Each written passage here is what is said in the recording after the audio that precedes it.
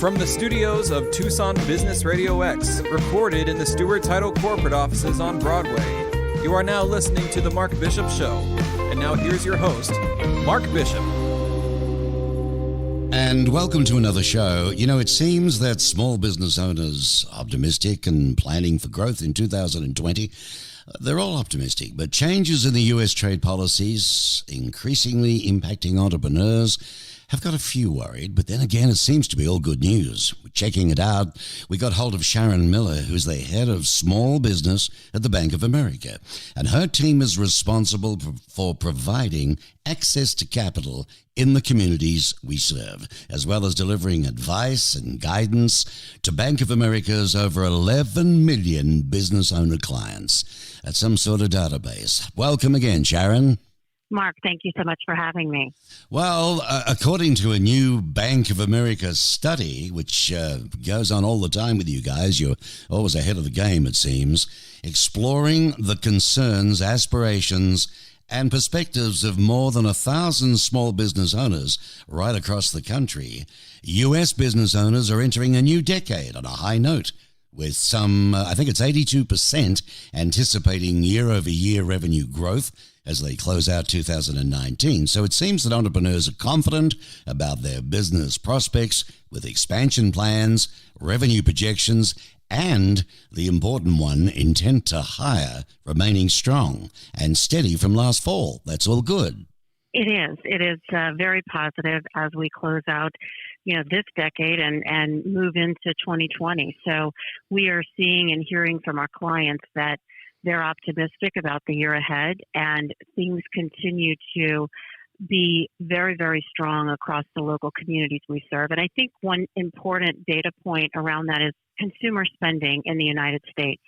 It is up 5.5% this year on $3 trillion in transactions that we do at Bank of America, whether that's through checks, card, as well as ATM. So when you think about what fuels the economy, what fuels business owners, it is consumer spending, and that is strong, the underlying growth there. And that's really been going on, and we believe is sustaining the growth.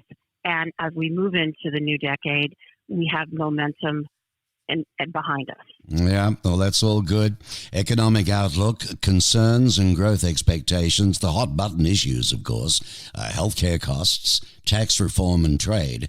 Now, this Bank of America Fall 2019 snapshot in the key findings, they're very interesting. Small business growth indicators remaining, steady and strong, but 82% of SBOs anticipate that their year-end revenue be higher than 18.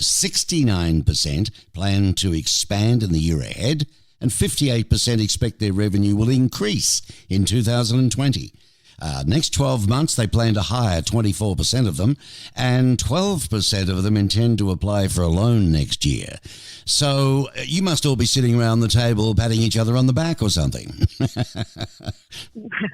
Well, the underlying, strength is, we continue to see it. And I feel that, there are issues still, and there are concerns, as you mentioned in the beginning of the broadcast. There are concerns around healthcare costs, the political environment that is happening. Every time you turn on your TV, there's a new story. So there are concerns. So sick to death of it. But at the end of the day, That's it. But, at the end of the day, the business owners that I talk to, and we serve across our country, which is 1 out of every 3 in the United States, they're telling us that, we're keeping our eye on what we can control, which is, our business, making sure we have the right talent. So the plans to hire. We have more jobs open in the United States than people that are skilled and qualified to fill them. So we really, as we go into the next decade, we've got to solve some of these issues around talent, around skilled labor, and making sure, because when you have a small business, which is less than 100 employees, every hire counts, and you have to make sure you have the right skills to do the job that's open. So those are some of the things we're talking to clients about when they're coming into our centers. Mm-hmm. Well, concern has increased across consumer spending. I mean, up 54% from 47. The strength of the US dollar, 50% to 46%. Corporate tax rates, 45% versus 40%. US trade policies. Now, they're impacting more business owners. 44% of them apparently in your survey said that they're feeling the effects of tariffs, up from 41% in the spring. That's a 3% increase. How big does that affect small business guy versus the medium to large corporate, do you think? Well, we're hearing that it does. I mean, about half told us that it is a concern for them. And what the business owners that have been affected, what they're doing, the effect has been on the increase of goods and supplies that they've noticed that they're getting in to create or to make or to manufacture. And some of them are raising prices to customers. So we have seen an impact, and you're right, we've seen an uptick of about 3 percentage points from the spring to the fall on their outlook around tariffs, and has it impacted them. I think the other thing is, as we are in the holiday season right now, the Black Friday, the Cyber Monday, we saw a significant increase in spending online. And so, at Bank of America, we work with our clients. We have 4,300 financial centers across the United States. And then you have another, whole digital and online capability that we continue to invest in to make sure that our clients have everything they need, including Erica, our artificial intelligence that talks to our clients through their mobile, through their phone. Right. And so all these things that we're creating to make sure that we are there for our clients, how they want to bank, when they want to bank, and where they want to bank, it's important to us, and that translates to the business owner. So for those sales that may have been down in the brick and mortars, the online was record-breaking sales. So, if a business owner today doesn't already have their strategy developed on how they're going to get that online presence, whether it be through servicing or through sales, they're needing to do that. And so those are, as we go into 2020 and the next decade, that's a demand that consumers have. And in order to be in business, it's very, very important to establish that online presence. My word, it is, the e-commerce factor. I mean, lots of people think, of course, that, just being the online is the small business one-off guy or lady sitting in a kitchen doing something like that. But it's not. I mean, corporations now, mainly in the retail sector, but of course there's the service industry as well, that have to do everything online. The bricks and mortar factor of going to the store or going, to that office, it seems to be on the decline big time. I mean, there's places all over the country. How do you adjust that as a bank?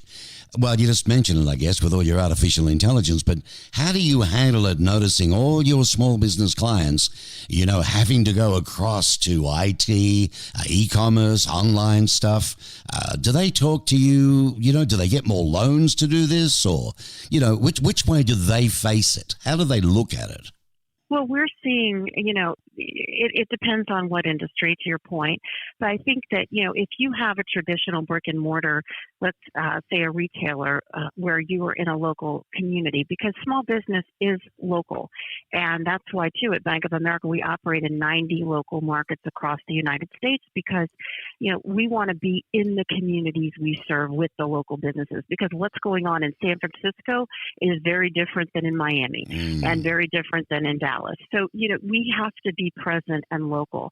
And there, lending activity is up. We are the number one small business lender in the United States. We provide access to capital across the board. And I will tell you that our lending year over year is also up. And so whether it's, to get another location, to invest in equipment, technology, to your point, perhaps hiring more people, there is expansion happening, and it is a must. I mean, we know that for example, what we hear from clients, we go out and say, what do you need from us?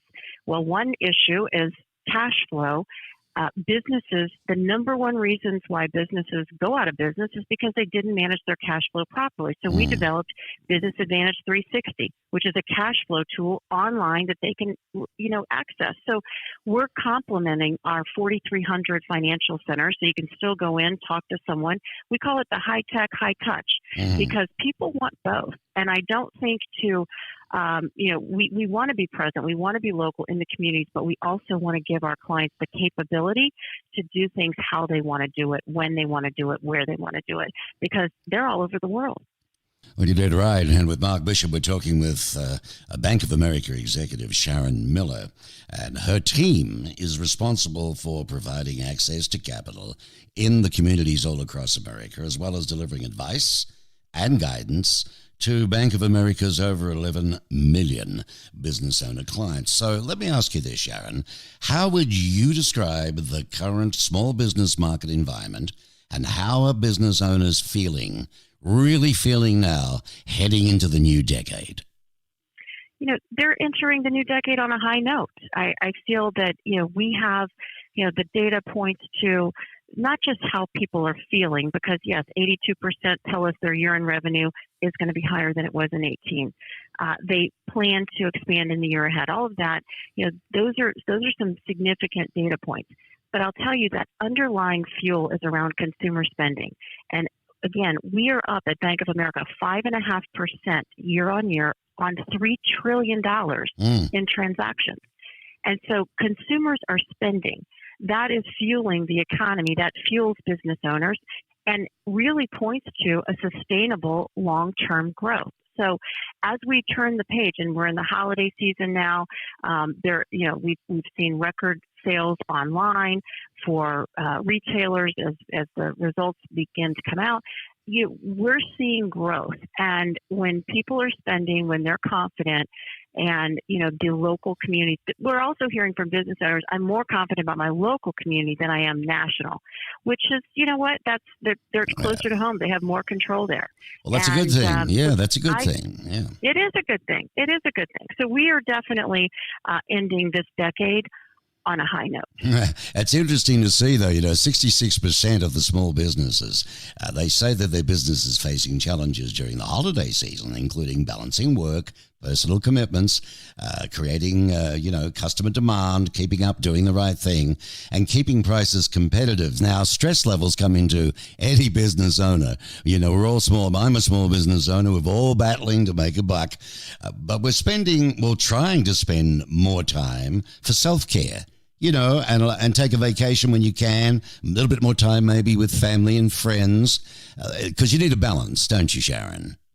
You absolutely do. I mean, wellness is so important. And I think, balancing your personal and professional, and as a business owner, as you know, you don't separate your business from your personal life. It's every day. It's there. You're everything. You're the CEO. You're the CFO. You're filling in when someone calls in sick.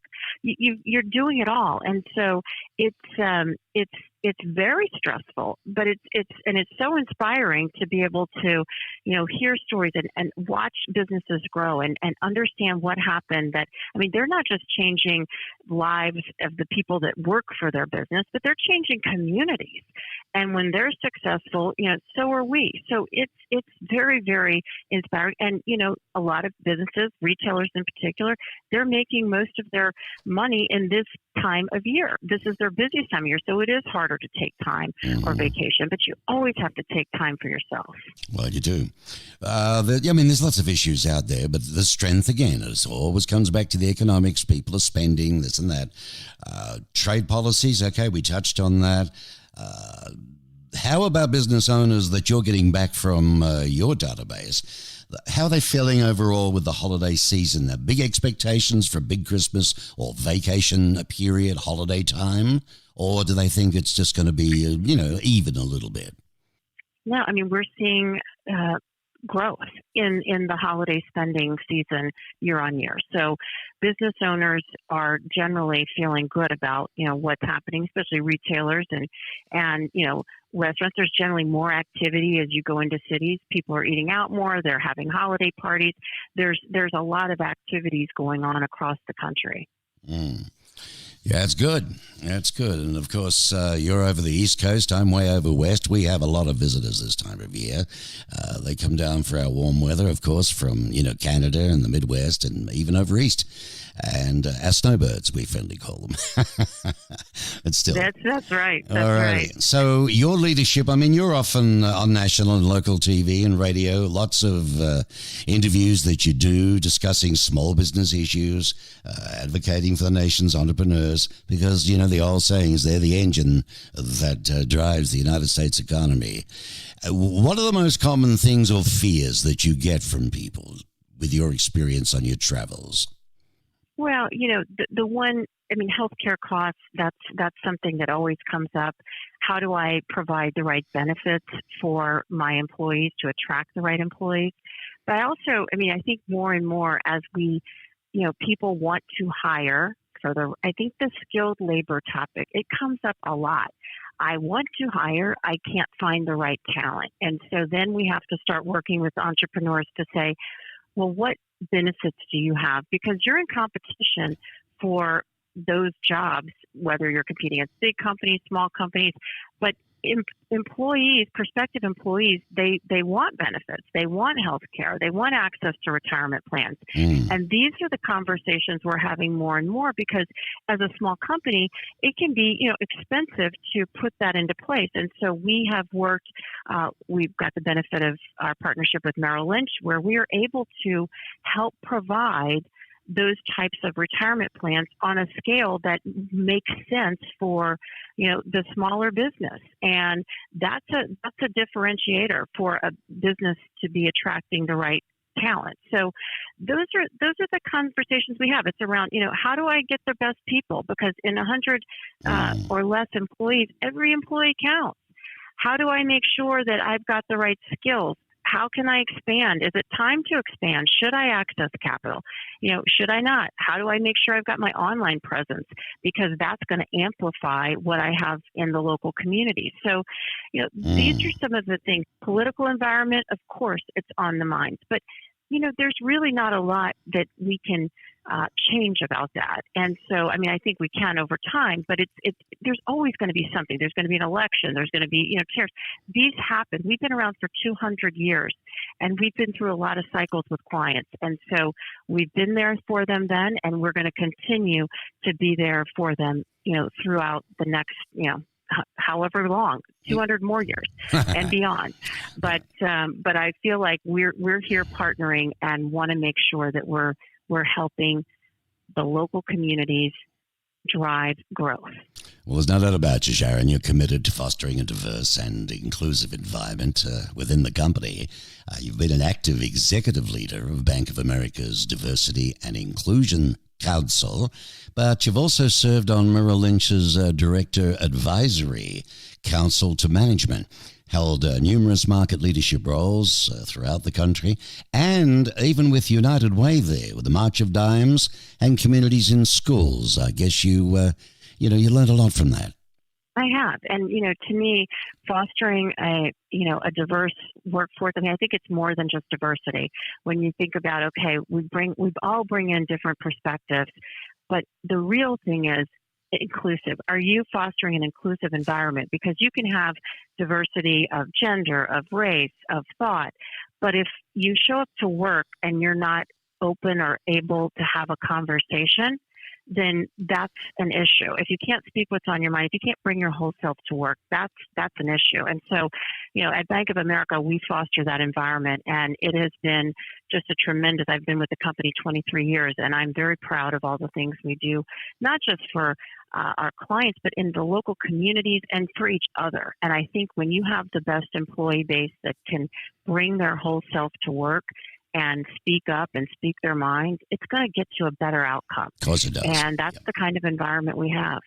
That's absolutely great. Now, if it's still bankofamerica.com/small business, yes? Yes, it is. So, yeah, you can go online and check out our report. And then there's also a lot of other information that you can find there, whether you're just getting started out or thinking about opening a business or you're a very established business owner. Yeah, it's like having a good mate around the corner. Be able to sit down and chat and feel like you're not all on your Pat Malone, Sharon. All right. Absolutely. We're here for Okay, you. Sharon Miller, terrific to speaking with you again. Head of the small business at Bank of America, and her team responsible for providing access to capital, critical in the communities that they serve. And don't forget, there's over 11 million business owner clients working with her and her team, so they must be doing something right. Sharon, lovely speaking with you again. Have a wonderful holiday time, and a big hi to all the team at Bank of America. Thanks for what you do. Thank you so much, Mark, for having me. You're welcome. Bye-bye now.